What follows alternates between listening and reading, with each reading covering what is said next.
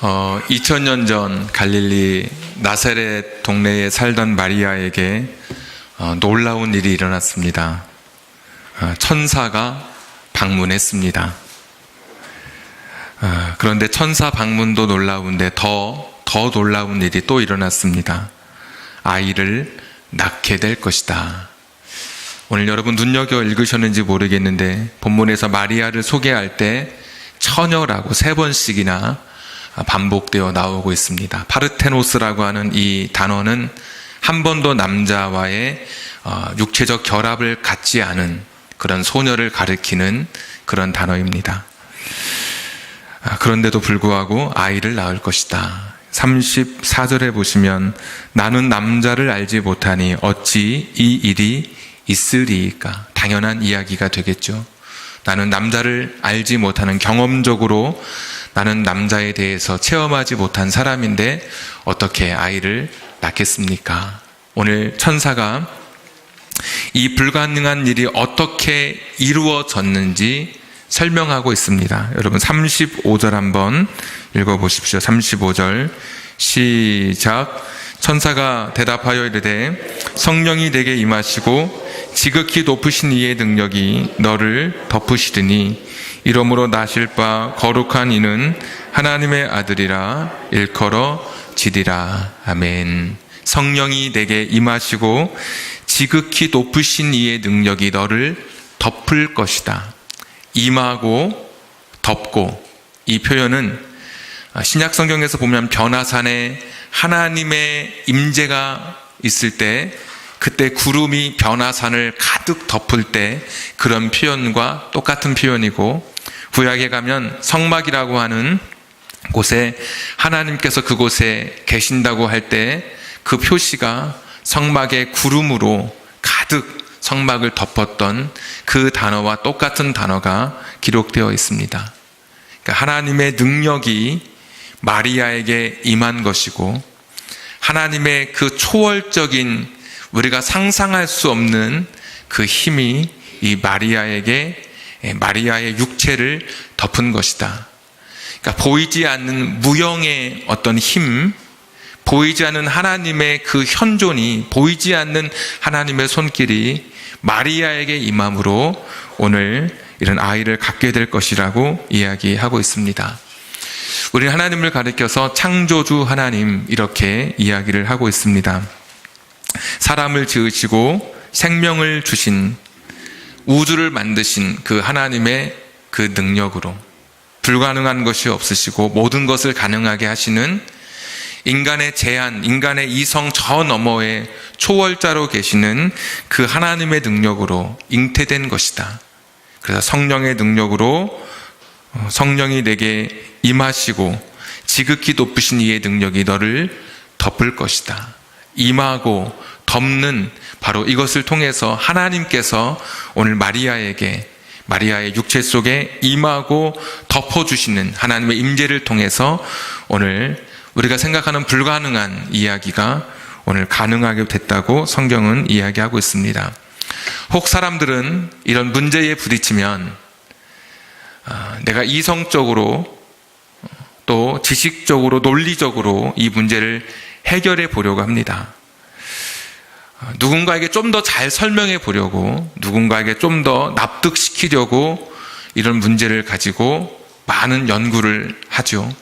불필요한 것은 아니지만, 그러나 그것이 오늘 이런 사람이 생각할 때 불가능한 기적이라고 하는 이런 것을 다 설명해 주기에는 어떤 노력도 사실은 이 땅에서 완벽할 수 없습니다. 과학자들은 현미경이 발견된 이후로 세포가 분열되고 그 어떻게 사람이 또 어떤 생물체가 어떻게 진화하고 어떻게 또 그 생물체가 또 출산하는지 그런 과정을 지켜보면서 단성생식 혹은 처녀생식이라는 그런 그 개념을 발견해냈습니다. 도마뱀이나 그 밑에 무척추 동물에서는 그 암컷 혼자 스스로 세포가 분열되어서 수컷의 도움이 없이 또다시 암컷을, 자식을 낳을 수 있는, 새끼를 낳을 수 있는 것을 과학자들이 발견해냈습니다. 그래서 이것을 가리켜서 처녀 생식 또는 단성, 남성과 여성이 아니라 여성만으로, 한 성만으로도 생식이 가능하다라는 그런 이론을 또 이야기합니다. 세상을 떠들썩하게 했던 황우석 박사라고 하는 분이 그 줄기세포 이야기 많이 들어보셨을 텐데, 이분은 자신이 연구를 해서 이 줄기세포가 분열됐다고, 그러니까 복제했다고 그렇게 발표를 했는데, 알고 봤더니 그것이 단성 생식에 의한 것이었습니다.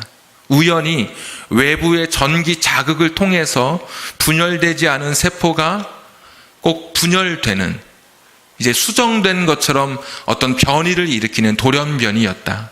그래서 정밀하게 논리적으로 치밀하게 짜여진, 과학적으로 이 체세포가 복제된 것이 아니라 우연히 가끔씩 일어나는 단성 생식의 그 결과물이 이 황우석 박사의 그 줄기세포였는데, 그것을 과학적인 것처럼, 우연한 일이 아닌 것처럼, 단성 생식이 아닌 자기들의 노력으로 한 것이라고 그렇게 포장했기 때문에 나중에 이게 밝혀지면서 문제가 됐죠.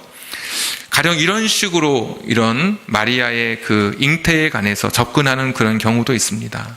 근데 사실 이런 것도 어느 정도는 사람들에게 납득시킬 수 있고 논리적으로 접근할 수 있겠지만, 사실 그 문제를 다 해결해 줄 수는 없습니다.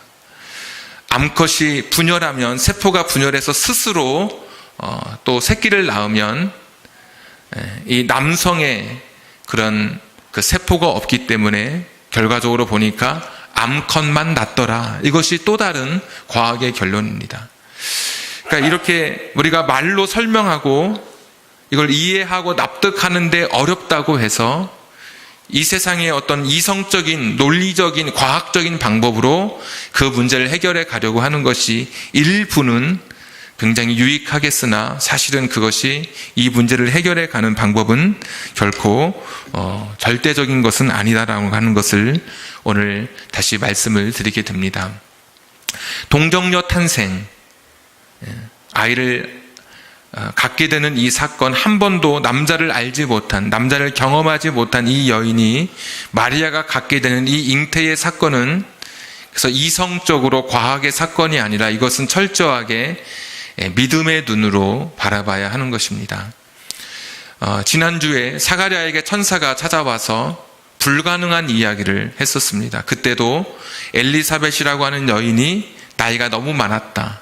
이 나이 많다고 할 때 이 표현이 아브라함이 96세가 된 사라가 경수가 끊겨서 더 이상 자식을 낳을 수 없는 몸의 기능이 완전히 상실한 상태를 가리키는 그 용어가 엘리사벳에게도 쓰여져 있습니다. 그러니까 결코 엘리사벳도 아이를 낳을 수 없는, 그런데 천사 가브리엘이 사가랴에게 이야기할 때 사가랴는 사실 믿지 못했습니다. 그래서 1장 20절에 보시면, 이는 네가 내 말을 믿지 아니함이라. 사가랴는 의심하고 믿지 못했습니다. 그런데 오늘 1장 37절을 보십시오. 천사가 이렇게 말하죠. 하나님의 모든 말씀은 능하지 못하심이 없느니라. 하나님의 말씀은 어떤 것도 제한받지 않고 하나님이 하시지 못할 일이 없느니라. 그럴 때 38절에 마르다가 이르되 주여, 주여의 여종이오니 말씀대로 내게 이루어지리다 하매 천사가 떠나가니라. 마리아는 믿음으로 이 문제를 접근하고 있습니다. 그러니까 사가랴는 의심했고, 그런데 마리아는 이성적으로, 과학적으로, 논리적으로 접근하는 것이 아니라 하나님의 능력은 제한이 없다. 하나님은 모든 것을 가능하신, 전지전능하신 하나님이라고 할 때 마리아는 그것을 믿음으로 받아들였습니다. 동부 이촌동에 온누리교회라고 하는 교회가 있는데, 그 교회를 담임하던 하용조 목사님께서 처음에는 연예인 교회를 담임하셨습니다. 거기서 어느 날 이제 성경 공부 시간에 이 동정녀 탄생에 대해서 꽤 긴 시간을 가르치셨습니다. 책에서 읽었던 그 내용인데요. 한참을 가르치고 이제 다 끝날 무렵 저 뒤에 앉아있던 막 염색도 했던 한 청년이 일어나서 목사님 질문이 있습니다. 그래 해보십시오. 그랬더니 믿어지지 않습니다. 제가 이것을 받아들일 수가 없습니다. 어떻게 사람이 어떻게 그렇게 남자의 몸을 빌리지 않고 잉태할 수 있습니까? 못 믿겠습니다. 그랬더니 앞에 구봉서 장로님이시죠. 얼마 전에 돌아가신 그분이 앞에 앉았다가 벌떡 일어나서 뒤를 돌아보면서 그렇게 말씀하셨다고 합니다. 마리아의 남편 요셉도 믿었는데 네가 뭔데 안 믿느냐고 그렇게 그 장로님 일어나서 했다고 합니다. 단적인 예지만 사실 이런 부분은 믿음에 관련되는 것입니다. 자, 그런데 이 누가복음은 누가 썼습니까? 누가가 썼습니다. 1장에 보시면 1장 처음 초반부에 보시면 데오빌로라고 하는 그 당시에 각하라고 불리는 지위 높은 사람에게 예수님에 관해서 쓴 책이 누가복음입니다. 1장부터 24장까지 있는데 이것을 통해서 그 당시 예수님이 어떤 분이셨는지를 지금 설명하는 겁니다. 자기가 일기로 쓴 게 아니고 이 누가복음은 보고하는 보고서 형식의 이 편지, 이 글이 누가복음입니다. 자, 그런데 누가는 직업이 의사였습니다. 누구보다도 임신에 대해서 그 과정을 잘 이해하는 그런 사람이었습니다.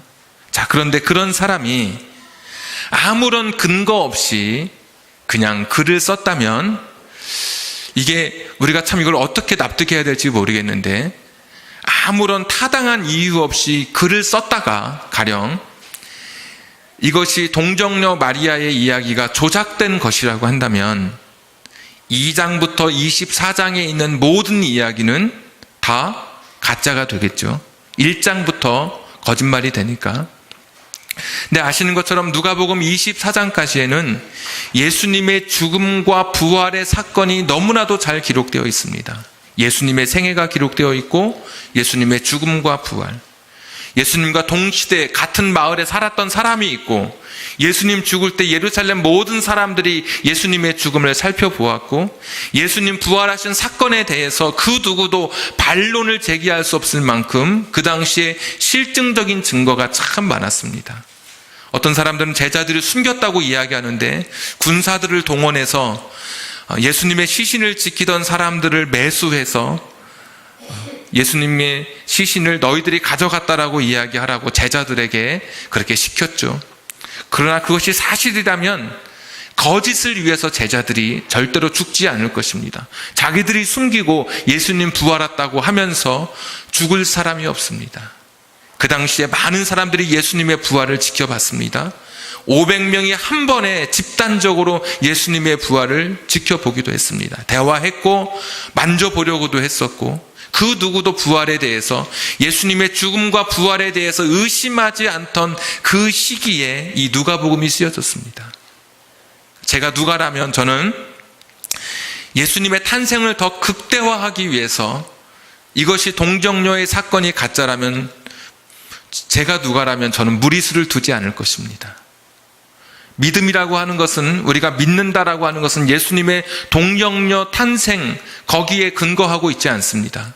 예수님의 죽음과 부활을 믿는 것이죠. 바울 같은 경우도 한 번도 예수님의 이런 동정녀 탄생에 관해서 이야기한 적이 없습니다. 신앙의 초점은 죽음과 부활이었습니다. 그 당시에도. 근데 굳이 이것이 가짜라면, 이것이 없던 이야기라면 누가가 굳이 여기다 써서 그 당시에 가장 높은 사람에게 보내는 이 편지에 자칫하면 1장이 조사해서 그것이 가짜라고 밝혀지면 나머지 모든 것이 진짜인 죽음과 부활마저 가짜가 될 터인데 누가가 무리하게 이런 일을 할 리가 없습니다. 그리고 예수님의 제자들 역시도 그 사복음서에 보시면 심지어 마가나 요한은 이 동정녀 탄생에 대해서 쓰고 있지 않습니다. 그러니까 같이 성경을 사복음서 예수님에 관해서 쓴 4개의 성경 중에 2사람은 쓰지도 않고 있는데 이것을 굳이 만들어서 다 쓰는 것도 아닌데 혼자 여기다가 마태와 함께 쓸 이유가 전혀 없습니다. 그런 면에서 살펴보면 오늘 이 누가복음의 이 동정녀 이 예수님의 탄생은 그 당시에 누가로 하여금 그리고 그 시대 사람들로 하여금 사실로 간주할 만한 분명한 그런 이유, 우리는 지금 이 시대는 모르지만 그런 타당한 이유가 분명히 있을 것입니다. 우리가 기적이라고 이야기하지만, 동정녀 탄생이 기적이라고 이야기하지만, 그러나 자식을 낳아보신 분들은 그냥 남자와 여자의 결합을 통해서 9달 동안 내 뱃속에 있던 아이가 이 땅에 태어나서 커가는 것, 그가 살아가는 그것이 사실 이게 여러분, 이것도 기적 아닙니까? 나를 닮은 아이가 이 땅에 태어납니다. 걸음걸이도 닮고 식성도 닮고 모양도 닮고 성격도 닮는 어떤 몸의 특정한 부분이 그 아이에게 그대로 닮는 거 보면 사실 이것도 기적이고 이것도 엄청난 신비이죠. 동정녀 탄생만 기적이 아니라 우리 주변에서 우리가 아이를 낳는 그 사건만 보더라도 이것도 사실은 놀라운 생명의 신비고 기적입니다. 지금 아무리 과학이 발전해서도 로봇 아시죠? 로봇가 움직일 때 그 부자연스러운 모습을 보셨습니까? 돈을 엄청나게 투자하고 그 많은 사람들이 연구 시간을 가졌지만 인사 하나 하는 것, 악수 하나 하는 것이 얼마나 부자연스럽고 얼마나 그것이 굉장히 사람들로 하여금 좀 이렇게 가까이 하지 못할 만큼 너무나 우스꽝스러울 만큼 라고 하는 것을 우리가 오늘도 그런 미디어를 통해서 우리가 잘 알게 됩니다. 우리의 참 기적이 우리 삶에 많이 있습니다. 그런데도 이 동정녀 그 마리아의 그 사건을 통해서 우리가 이것은 논리적으로 지식으로 접근하는 것이 아니라 철저하게 믿음으로 나아가는 겁니다. 우리 유아실의 아이들이 굉장히 기뻐합니다. 오늘 예수님의 성탄의 계절인 것을 알고 막 몸과 마음으로 지금 아이들 제가 보니까 지금 호흡하고 있습니다. 여러분 언제 아멘 해야 될지 모르겠죠? 아이들이 지금 아이들의 고백으로 아멘하고 있습니다. 동정녀 탄생의 이야기는 철저하게 믿음의 문제입니다. 이것은 논리적으로 사실 설명할 수 없습니다. 자, 그렇다면 마리아는 그냥 무턱대고 믿었을까? 아닙니다. 마리아에게도 믿을 만한 근거가 있었습니다.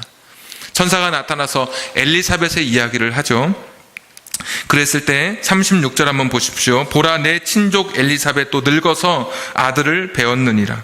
본래 임신하지 못한다고 알려진 이가 이미 6달이 되었나니. 그때까지는 몰랐습니다. 임신한지. 왜? 1장 24절에 보시면 엘리사벳이 잉태하고 5달 동안 숨어 있으며 집안에만 있었다는 말입니다. 아무에게도 말하지 않았습니다. 자기도 몰랐습니다. 친척이었지만. 그런데 엘리사벳이 임신했다는 이야기를 듣고 39절 보십시오. 이때에 마리아가 일어나 빨리 산골로 가서 유대 한 동네에 이르러. 여러분 왜 빨리 갔을까요? 자기 눈으로 확인하러 간 겁니다. 아니 엘리사벳, 인간의 몸으로 아이를 낳을 수 있는 기능이 완전히 다 끊어져 버렸던 엘리사벳, 그분이 아이를 가졌다고, 6개월이 됐다고.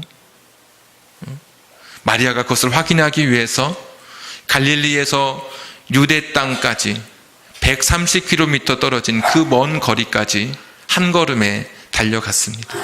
그리고 가서 봤더니 정말 엘리사벳이 6달 아이를 잉태하고 있는 것을 보면서 확신하게 되고 자기의 믿음으로 이제 더 그것을 분명히 고백하게 됩니다.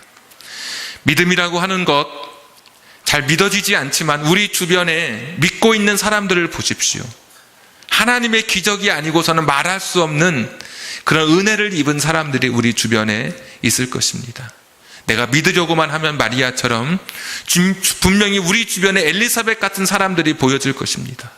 사업 실패했는데 인간의 눈으로 보면 다 포기하고 내려놓을 것 같은데 하나님이라는 분을 붙들더니 다시 용기를 내고 일어서고 힘을 내는 것을 보면 참 이것을 뭘로 설명해야 될지 모르겠습니다.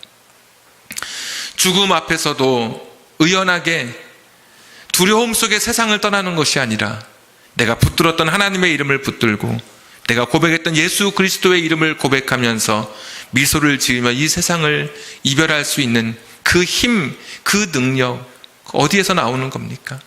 하나님이 아니시면, 하나님의 능력이 아니고서 우리가 어떻게 표현할 수 있습니까?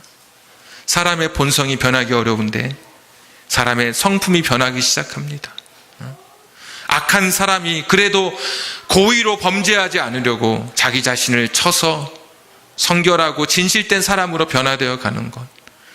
신약시대에 보면 도적이 변화되고 창기가 변화되고 이방인들이 하나님 앞에 나오는 이 모든 것들이 하나님의 기적, 하나님의 함께 계신 것, 하나님이 함께 하시는 사건이 아니라고 누가 말할 수 있겠습니까? 우리 주변에도 지금도 내가 믿으려고만 하면 엘리사벳처럼 하나님의 그 기적을 드러내는 많은 사람들을 여러분 보게 되고 만나게 될 것이고 여러분이 친히 그런 주인공이 될 것입니다. 오늘 마리아가 품었던 이 아이, 마리아에게 이렇게 기적적으로 우리에게 생각할 때 인간의 이성으로 볼 때는 너무나 초월적으로 다가오는 이 사건은, 이 아이는 도대체 어떤 아이였는가? 오늘 이 아이에 대해서 두 가지 정보를 우리에게 줍니다. 31절의 이름은 예수라고 하고 있습니다. 예수라고 하는 이름의 뜻은 자기 백성을 저희들의 죄에서 구원할 자라는 그런 이름을 갖고 있습니다. 정보가 첫 번째, 이름은 예수다. 두 번째, 32절에 보니까 그는 지극히 높으신 이의 아들. 35절과 같이 보면 그는 하나님의 아들이다. 이런 정보입니다. 하나는 예수고 또 하나는 하나님의 아들이신 분이다. 예수라고 하는 것은 이 땅에 자기 백성을 저들의 죄에서 구원할 자라는 이름을 가지고 있는 그분이 오셔서 어떤 일을 하실 것인지 사람들을 죄에서 구원할 자라는 거 하나. 그런데 그분은 하나님의 아들이라는 것. 이것이 마리아가 얻은 그 자신이 하늘의 놀라운 그런 방법으로 임재와 임하심과 능력의 덮음으로 얻게 된 그 아들에 대한 정보가 이 두 가지입니다. 우리가 사도신경을 고백할 때 성령으로 잉태하사 동정녀 마리아에게 나시고 이렇게 고백하죠. 우리는 오늘 이 사건을 그냥 하나로 생각하기 쉬운데 사실은 엄밀히 말하면 이것은 두 개의 사건입니다. 첫 번째 사건은 성령으로 잉태한 사건입니다. 이 말씀 드렸죠? 성령의 능력이 덮고 하나님께서 임하신 사건, 성령의 능력으로. 자, 왜 두 가지 사건이냐면 예수님은 성령의 능력으로만 오실 수 있는 분이셨습니다. 하나님의 능력으로만도 이 땅에 오실 수 있는 분이었습니다. 예를 들면 막 구름이 임했는데 갑자기 구름 한 군데가 구멍이 뻥 뚫리더니 하늘에서 태양이 그 빛을 향해서 그 뚫린 곳을 향해서 한 곳을 비춘다고 생각해 보십시오. 혹시 그런 사진 보셨는지 모르겠습니다. 그런데 거기에 예수님이 딱 서 계신다든지 얼마든지 그렇게 하나님은 예수님을 그렇게 보내실 수 있는 분이시니까. 막 지진이 나는데 바위가 깨지는데 거기서 갑자기 예수님이 착 등장하신다든지 하나님의 능력, 성령의 능력, 하나님의 놀라운 초월자 되신 하나님은 얼마든지 그렇게 하실 수 있는 그런 분이십니다.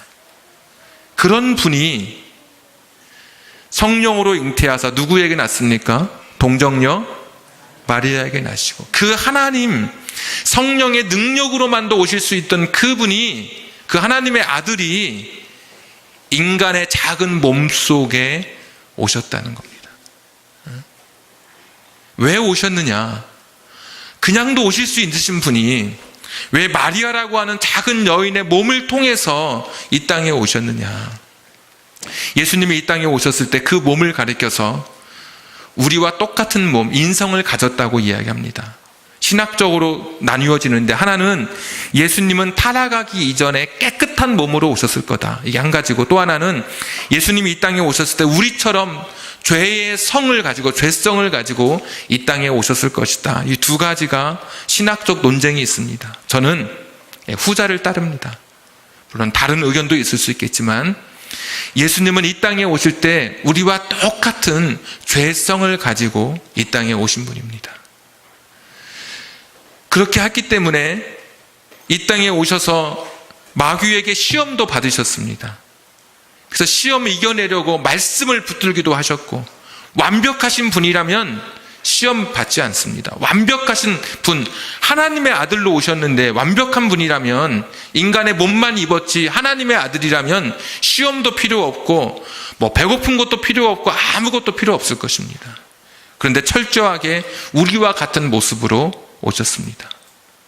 넘어지기 쉽고 유혹받을 수도 있고, 그래서 히브리서에 보시면 그는 시험을 받았지만 우리처럼 죄에 거하지는 않았다, 죄를 짓지는 않았다, 그렇게 표현하죠. 예수님 넘어지지 않으시려고 새벽 기도도 하시고, 연약한 인간이었기 때문에 하나님 붙들려고 겟세마네 동산에서 기도도 하셨고, 제자들 뽑을 때도 기도하시고, 오병이어에서도 기도하시고, 늘 하나님을 바라봤던 분이 예수님이십니다. 아니면 넘어질 수밖에 없기 때문에 늘 예수님 자신도 우리와 같이 배고프고 아프고 고통을 느끼고 죄에 대한 유혹을 느끼면서 예수님 자신도 그의 생애를 살아가셨습니다. 완벽했다면 예수님의 어머니 마리아가 찾아와서 갈릴리 회당에서 말씀을 전하실 때 우리 형 데려가야 되겠다, 가족들과 와서 데려갈 필요도 없고요. 완벽한 인생을 사셨다면 12살 때 길을 잃어버려서 어머니 마음 아프게 할 필요도 없고 완벽한 분이었다면, 그런데 그렇지 않았습니다. 우리처럼 허점도 있으시고 우리처럼 약한 모습도 있으셨고, 그렇지만 그것을 잘 이겨내신 분이시죠. 그리고 우리 모든 죄인들의 대표로 하나님의 그 심판 앞에 서서 십자가를 지신 것이죠. 종교개혁자 칼빈이라고 하는 사람이 처음에 기독교 강요라고 하는 두꺼운 책을 썼는데, 처음에는 그 예수님의 몸을 가리켜서 아담 타락 이전의 몸이라고, 깨끗한 완전 순결무구한 몸이라고 했다가 23년이 지나고 다시 책을 쓸 때는 그가 보완하면서 다시 덧붙입니다. 내가 생각해 보니까 아담 타락 이후의 몸인 것 같다. 예수님이 이런 몸으로 이 땅에 오셨습니다. 성령으로 잉태하시는 분, 하나님의 아들입니다. 하나님의 아들. 하나님의 아들로만 오실 수 있었는데 인간의 몸속에, 작은 몸속에 오셨습니다. 왜? 저와 여러분처럼 똑같이 고통받고, 저와 여러분의 눈물의 의미를 아시고, 저와 여러분이 걱정하는 걱정을 아시고, 끼니 때문에 걱정하고, 목표 때문에 막 괴로워하는 친구들을 보면서, 그 시대를 보면서 함께 아파할 수 있는 인간으로 이 땅에 오셨습니다. 완벽한 인간으로 오셨습니다. 우리처럼. 그래서 그 분이, 우리처럼 죄를 아시던 그 분이, 죄인들의 심정을 아시던 그분이 우리를 대표해서 십자가에 달려 돌아가신 것이죠. 그러니까 신성만 가지고 성령의 능력으로만 오신 게 아니라, 그분이 마리아의 몸을 통해서 오신 이 사건은 저와 여러분의 온전한 구원을 위해서, 많은 사람을 그 이름처럼 구원하시게 하시려고 그 작은 아이의 몸을 통해서 이 땅에 오신 것입니다. 코끼리를 어떻게 냉장고에 집어넣습니까? 뭐 많이 있더라고요. 군대에 제일 쉽다고 하더라고요. 이등병한테 시키면 된다고. 뭐 여러 가지 이야기가 있겠죠. 큰 것은 작은 거에 넣기가 너무나 어렵습니다. 천지보다 크시고 우주보다 크신 하나님이 작은 아이의 그 자궁 안에 오셨습니다. 너무 큰 사랑이고 어떻게 표현할 수 없는 것이죠. 이걸 어떻게 이야기할 수 있을까요? 마리아가 이것을 다 깨닫고 마리아가 노래를 부르기 시작합니다. 46절 보십시오. 내 영혼이 주를 찬양한다. 내 영혼이 주님을 찬양한다. 47절, 내 마음이 내 구주를 기뻐한다. 48절, 나는 비천한 사람이었는데 이제 후로는 내가 복이 있는 사람이 되었다. 예수님을 육체에 품고 마음에 품고 너무 기뻐서 그가 고백합니다. 갈릴리 나사렛이라고 하는 동네는, 나사렛이라고 하는 그 산골 마을은요, 저 강원도 시골하고 똑같습니다. 산골하고. 나무를 캐가지고 그 당시 사람들은 어떻게 살았냐면 13km 떨어진 갈릴리의 도시라고 할 수 있는, 읍내라고 할 수 있는 그 갈릴리 호수 근처에 가서, 거기 가서 나무를 팔고 저녁이 되면 13km를 걸어와서 그 나물 판 돈으로 먹고 사는 곳이 나사렛 동네였습니다. 배운 것도 없고요. 여기는 부자도 없고요. 다 가난하게 살 수밖에 없는 그런 지역적인 곳이었습니다. 나중에 예수님이 나사렛 사람이라는 것을 알고 그 나다나엘이 그러잖아요. 어떻게 나사렛에서 선한 것이 날 수 있느냐고. 그런 동네가 나사렛이었습니다. 시골 촌뜨기 나 같은 아이에게 그 크신 하나님이 나처럼 이런 작은 아이의 몸에 오신다는 것이 너무 놀랍고 너무 큰 은혜였기 때문에 그는 찬양하고 감사합니다. 여러분, 기쁜 일이 있으면 어떻게 하죠? 어떤 분은 모자를 던지기도 하고 박수를 치고 발을 구르기도 하고 소리를 지르기도 하고 노래를 부르기도 하고 어떤 분은 노래를 직접 작사하기도 하고. 어떤 일이 기쁜가요? 오랜 중병에 걸린 분이 이제는 점점 차도를 보이고 있다. 이것도 굉장히 기쁜 소식이 되겠죠. 내가 그렇게 사업에 풀리지 않던 문제가 어떤 좋은 계기를 통해서 그 사업이 풀려지게 되는 것도 이것도 굉장히 좋은 소식이 될 것입니다.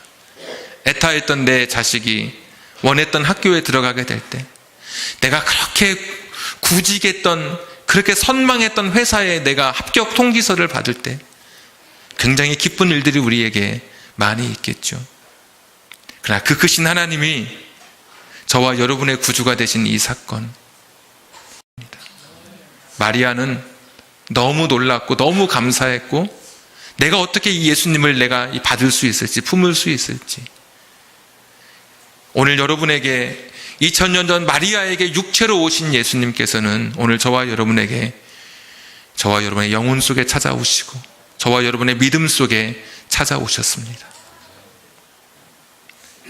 한 단어로, 성탄이라고 하는 단어를 한 단어로 표현하면 우리 마지막 이제 읽고 마치겠습니다. 28절 그리고